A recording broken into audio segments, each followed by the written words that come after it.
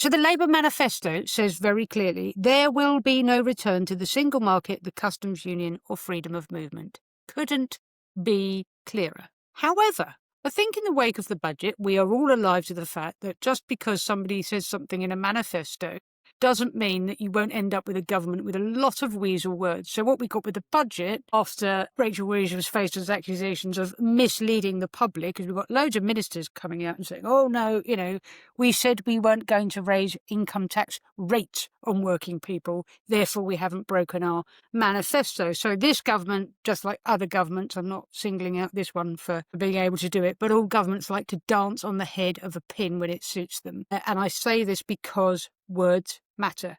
So what have we had this week? We've had the Prime Minister go to the Lady Mayor's banquet at Guildhall in the City and say something that sounds relatively like they're trying to slowly shift the argument. And he said, we have to keep reducing frictions. We have to keep moving towards a closer relationship with the EU.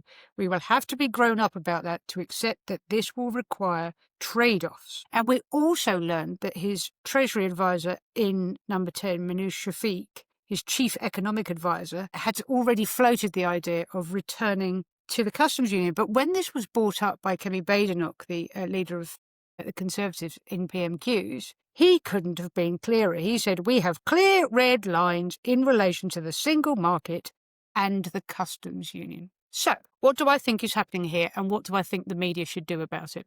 There is, believe it or not, an argument here about the difference between an indefinite and a definite article.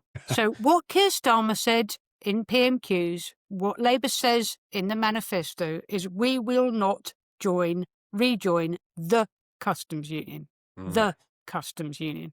A definite article. What they haven't said, and what the media absolutely should start to ask them in terms of is this red line too, is whether this government intends to join a customs union as opposed to the customs union.